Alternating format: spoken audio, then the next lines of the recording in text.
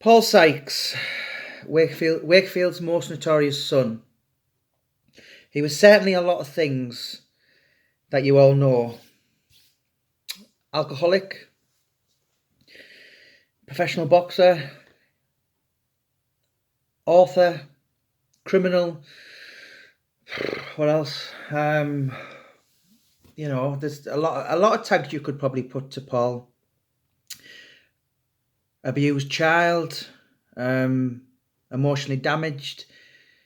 But the one thing he was, and he said it on his documentary, was what the thumbnail's called. He was an expert of violence. Yes, everyone knew he could box, but I'm talking about outside on the streets. I've come across a lot of stories. Obviously, I did the free books, and there was a lot of stories. There was certainly a couple that made me a bit too uncomfortable to put in. But from the art of violence, profession of violence, whatever whatever you want to call it, he was as good as the come, because, as I said the other day on one of the little chats I did, not only was he technically gifted with the boxing, he had the biggest hands you've ever seen in your entire life. He had huge thighs, a very, very thin waist, I'm told, by people around him. So he was almost built to be a perfect fighter. Huge thighs, legs where the power comes from, a thin waist, and he went up like a wedge. The longest arms you could ever see, and so many people. Even the great Larry Holmes commented on Paul's hands when they met in 1977 or 78. To quote Larry Holmes, he said, "My God, Don, look at this guy's hands. He's a giant," and his hands were phenomenal. There's so many people that have told me that over the years, from the people who were around Paul in his prime, in his boxing days, to even when he was an old man, to being haggard, but he looked ridiculous because he literally had these, he might have been walking about with 8 coats on and his big long arms, but at the end he just had these absolutely huge hands. One Wakefield police officer said, even though we knew Paul was past his best, the one thing you didn't want to get caught was, even the year before he died, it is, I suppose compared to what he was, it would have been more of a windmill. But, the retired top of Wakefield police said, we just didn't take any chances. I've got a lot of stories. There's a hotel in Middlesbrough called the Highfield Hotel. It was renamed the Hungry Horse, and I think it's now back to the Highfield Hotel. I used to go in there about 1998, and I started working there in 2002. And there was a night watchman called Eric. And it's really surreal, but it's very true. And I remember talking to Eric one night, and he was telling me about this guest who came and not only give him a needless beating, but he done some really wicked things to him, like spitting on him and biting him.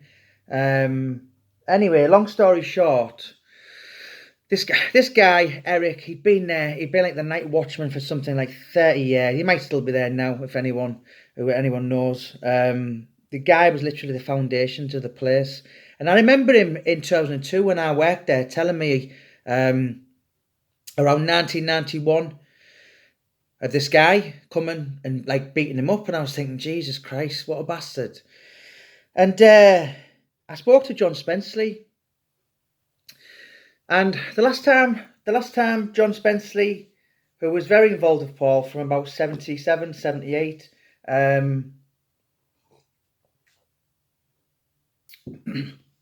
so John had been kind of close to Paul from 78 to around Nick Manners fought. It's in the book. It was at Ellen Road in September 1992. If anyone's read Unfinished Agony, it's the same day where Nick Manners knocks Paul out, drags him in the shower, wakes him up. But John Spenceley seen him, and this is when Paul was really he was going around with this mac on, all kind of scruffy, dirty, nicking pints off tables, and it's a shame. And John still feels really bad about it to this day. But he said to his brother, he's seen the commotion that Paul was causing, and he said to his brother Tony, he said, "There's Sykes." He said, "Don't let him see me." But basically, the year before that, Paul used to come to Middlesbrough a lot. He was in Middlesbrough so much. He would stay in the Baltimore Hotel. He would often stay there, but he stayed in this Highfield Hotel. And he gave this Eric, this old man, he must have been about grey-haired guy. I'm going back, when did I work there? Nearly 20 years ago, 18 years ago. Small guy. He gave him a real beating, and he ended up biting him. And I don't think he ever really recovered, and when you look at the stories of Paul, one story that really sticks out. One of his really bad acts of violence was probably what got him his biggest sentence, and he was sentenced to 7 years. He was trying to escape Wakefield Prison with a fellow inmate when he was actually young, and him and an inmate, basically Paul hit him over the head with an object. The archives said, I'm not sure what it was, but that man never really recovered for the rest of his days. He did go on to live. I did speak to the guys, the victim's grandson, and he told me more on the story, but he said he never ever really recovered, and he had to take early retirement. Paul got 7 years for that.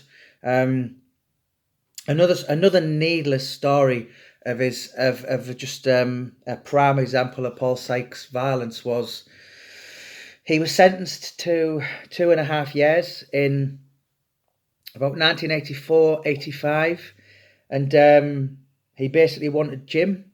But if you were in for over 4 years in Hull prison, you could have as much Jim as you wanted.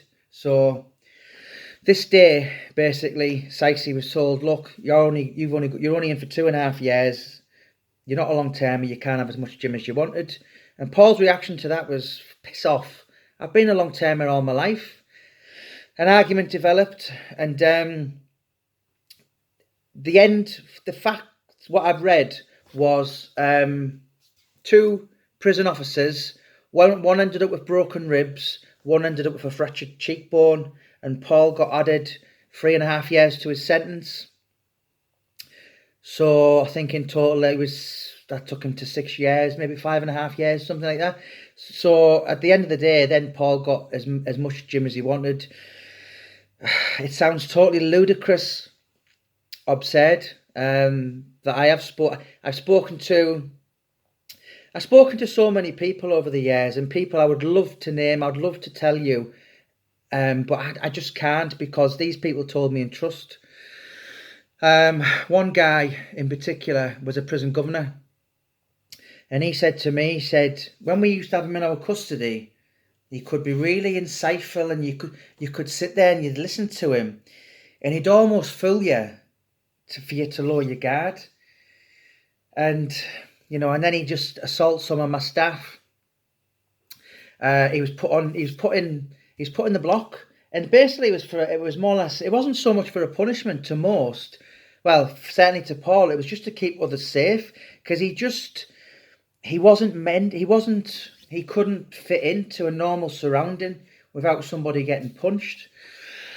I spoke to an elderly gentleman.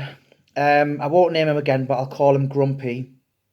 He must be near enough 90 now, and he told me so much. And he was a prison officer. He come across Paul Sykes in Hull and in Durham, and he described him. I said, "Do you know what?" He said, "He seemed to respect me because I was a Yorkshire lad, because he was from Hull. And although he was Stark Raven, whatever he was, extremely violent monster of a man. He said, you know something, you knew where you were with him. He described it. He said, we knew Sykesy was never what you called a back jumper. You know, when you're in dispersal units and you're looking after the worst of the worst, there's people in there 9 stone wringing wet, but they're extremely dangerous and wouldn't think twice about stabbing you to death. And this screw said to me, he said, even though Paul was what he was, he wouldn't lower his standards. He would never jump you from behind. If Paul Sykes has any he had any problems with any officers or governors, he wanted you in front of you. And it was a trait, and although it sounds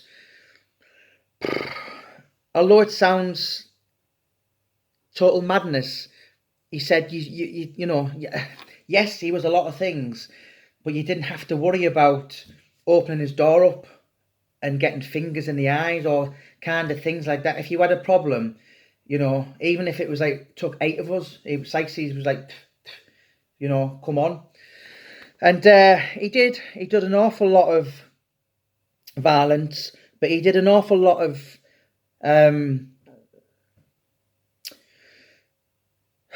really extreme acts of violence. I mean, one guy was an elderly gentleman called Roy Meek. And this was shortly after the documentary. I'd say this was about 1992, maybe 1993. The police said 1992. And it was a Sunday morning. This guy, it was quite elderly then. Paul's sister told me, you know, the smallest, frailest thing. And he was on the way to Hall Road Shops on the Lupset Estate. And basically, Paul was lying completely stone cold sober. And there was kids, you know, about 4, 5, 6 kids. And Mr. Meek walked past, and Sykes was kind of groaning and, you know, laying about drunk. And all Roy Meek said to the kids was, come away from him, kids, he's drunk, he's an idiot. And yeah, Paul was really lucky. Miraculously, he got off. It did go to court, and he got off on a self-defense charge because allegedly, and I will say allegedly because a certain somebody told me, they got a certain one of partner to say, well, hang on a minute, I was there and I seen it. And Mr. Meek, who was quite old and frail, and anyone on the Lupset Estate who's watching this will know what I'm on about. Anyone, you know, who knew him could see, you know, to quote the shop owner, Robert Ramsden, he said a gush of wind would have blew him over. But the actual outcome of it was somebody, I suppose, what would you call it, perverting the course of justice, committing perjury or something it would be. He basically stood up and said, no. I said, I was down the road and I seen Mr. Meek swinging for him. And Paul got a not guilty on that. You know, there is a lot of violence. You know, I've sat with the Spenceleys and I've said, was he really that bad? And, you know, he was just a man who just didn't have much patience. One story Tony Spenceley told me, it was in the Madison in Middlesbrough. And Paul had this big hat on. He would often wear kind of cowboy hats. He was always really obsessed with cowboys when he was a kid. So these group of drunken lads, they're kind of, oh, look at him over there with the daft hat on. And you can imagine what happened next. But it wasn't just a punch on the jaw.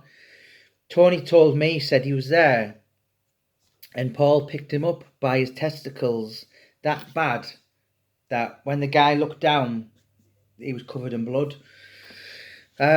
Strong stuff, but you know, you knew what he was. I've spoken to people who did time with him, And they said he was the scariest thing you've ever seen. One guy, I won't name, but he's very well known and he's done books. He said he was in Durham prison once. He said this was about, I think he said it was about 1988. It must have been around the time when Lee Duffy was there, because they were kept at opposite ends of the prison for obvious reasons. But this man told me, he said he was on association with I mean, a certain, a couple of people in the northeast, quite well known names. I'd rather not name them, but if I told you, you'd be aware of them. And rumour has it, well, not rumour has it, because he was sat there, this guy. He's not a liar at all. He's done so many years in prison. And he sat there and he said, Jamie, I watched it. He said, I was in Durham prison and the word got through that Sykes just arrived. And he said, on my kids' lives, he said, we're all association. He said, I sat up, I looked round, and he said, about 3 or 4 Newcastles, Durhams, hard men. He said, they just got up, walked back to the cell and closed the door. That I'd put my life on happening, because he's an extremely reliable source who's told me. Yeah, Paul Sykes, he was gifted in many things. He had the gift of the gab. But listen, this video is about violence, and it's not to glorify it, it's not to condone it. I think a lot of the stories I've heard about Paul Sykes make me feel quite sick. You can't help but read some of the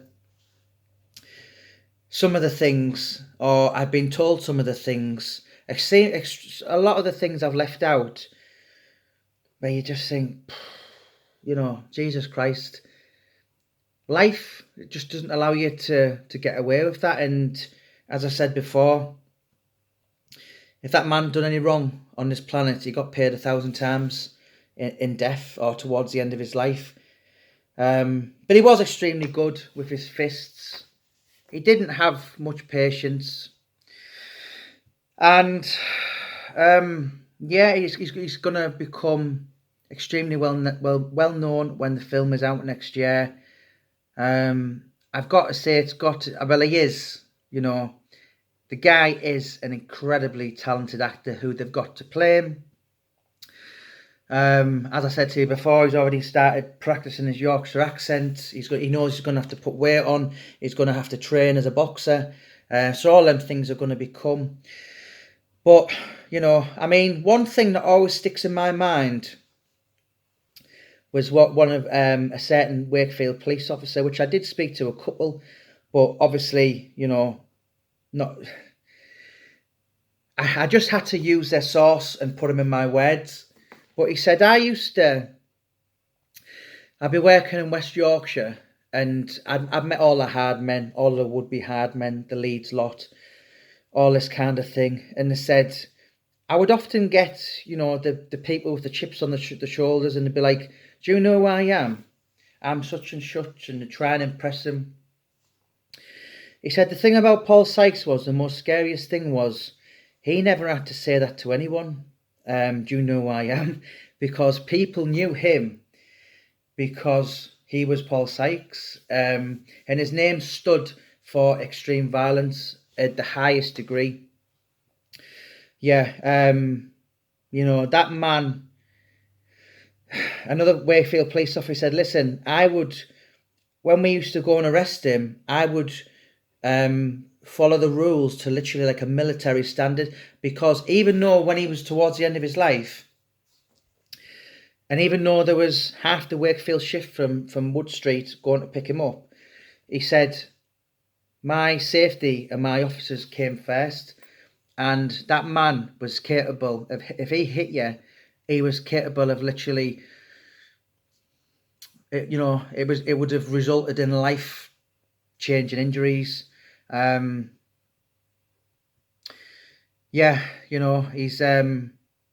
was what he was. I haven't glamorized him, if anything.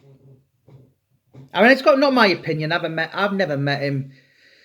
And I've had the people who've loved him, but I've had the people who sat in front of me and said he was a wicked, wicked, evil bastard. He was a monster. He was, one person who I won't name, but is very known to the Paul Sykes story. He said, I'm sure if you'd have looked in Paul Sykes' brain, his head was just littered full of hundreds of compartments, and in every single compartment was a project of evil. He was his own man, and patience he certainly wasn't blessed with, and he didn't suffer fools gladly. Clyde Broughton, he spent a lot of years around Paul. If anyone wants to read his book, it's called Jailhawk. It's on Amazon. Clyde will be going on Sean Atwood soon. I think Clyde done something like 14 years in prison. Did being next door to Robert Maudsley, being in Monster Mansion with Paul, Charles Bronson, Salvador, and he's got some absolutely frightening stories where you think, my God, and you've listened to them, and you've just it's turned you cold. It's almost give you goosebumps, as if how could anybody be so wicked? But I've often had a bit of criticism for saying, you're glamorising him, you're making him to be nicer than he was. Listen, he wasn't. And if there's anybody who grew up in Wakefield watching this, listen, you guys knew him. Many of you will have knew him in his prime for the scary, what would you call him? For the frightening monster that he was, and even when he was on the decline, yes, he lost fights when he was like 96, 97, but he would have still beaten most men, probably to around the millennium, maybe even 2001. But then that was when his decline just was, his health felt a bit, his arthritis kicked in. Paul would walk with a limp. He was his liver was packing in. But even in his later years of being something like 94, 95, when he was suffering defeats to people I'd rather not name, but that I do know the people's names. You still had to be something special to beat him. And as Gavin Hepworth said in one of my books, he said there's a lot of people who beat Paul Sykes up, but did they actually beat him up, or were they just taking liberties with an old man? A vulnerable old man by that time who, he wasn't, at times he was in, he wasn't in control of his bowels. And even when he was on a good day, he would be walking about that drunk, he could hardly stand up.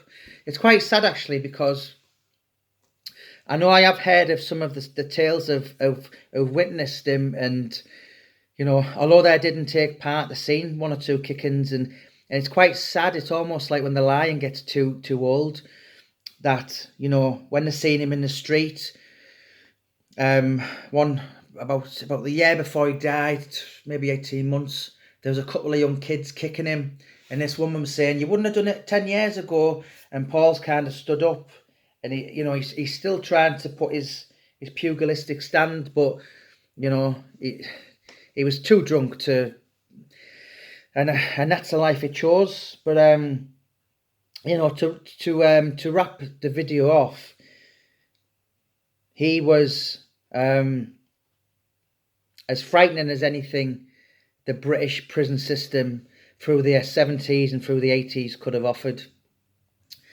Yes, he was interesting. Yes, he was amusing. He could have been a comedian, but there was one thing he was, as he told you all, he was an expert at violence, and it wasn't just the boxing. He was quite manipulative. He was quite cunning. His sister said to me sometimes, he would like, he would hold a grudge for someone for 8 weeks, and the first chance he got, that person would be flattened. You know, he just mastered the art of it. You know, I mean, let's be honest. You know, we're talking about violence here. You're talking about the most horrendous, unattractive. It's an ugly thing to see when you see someone attacked, but you've got to look at the facts. And the facts of the matter are, you've got a guy who was probably, in my opinion, not mentally all there, emotionally damaged, abused as a child, and then you've also got this same guy who's institutionalized from the decades he spent in prison. But at the same time, you've got a guy who takes substances, takes alcohol, dependent on alcohol, and in between all that, he was a professional athlete and he was a professional boxer at major title level. And when you add all them things up, that's a frightening, it's a frightening aspect. And yeah, he was a man getting used. He basically got what he wanted for most of his life, until the last seven years. It was always them. That was, you know, as he quoted to someone. He quoted to someone in Armley Prison once. He said, when you have a discussion, when you have an argument, it's always going to end up in a fight. So you might as well smack them first. That was Paul's philosophy on, you know, what me and you would call maybe having a civilized discussion. But yeah, guys, to sum this video up, he was an extremely violent man. He was a bad man. Someone, you know, to quote Peter Fury in one of them books, he said, listen, he said, I was in prison with him, and he said, them people wouldn't have even looked at Paul Sykes sideways.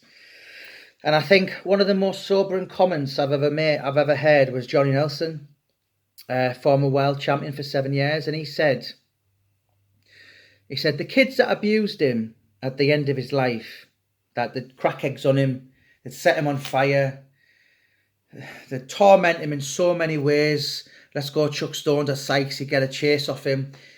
He said them kids would not have had any idea that once upon a time, the fear that man could instill in probably anybody on the planet. And I'll leave it at that. So yeah, thank you so much for your following guys, and your subscriptions. Our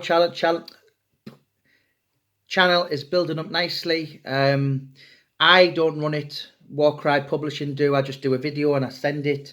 But I'm told that there's the odd nice comment now and again, which is quite nice, because it's not often I get stuff like that. So and my anxiety is getting a lot better as well. So a big thank you to New Hemp, who I'm a proud ambassador for.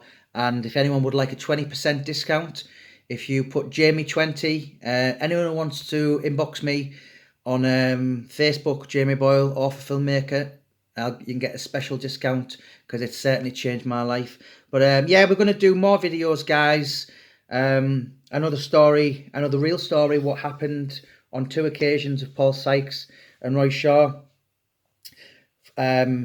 Spoken to 2 witnesses. Delroy Showers was there, David Dunford was there, and I actually spoke to one of the prison officers who broke it up.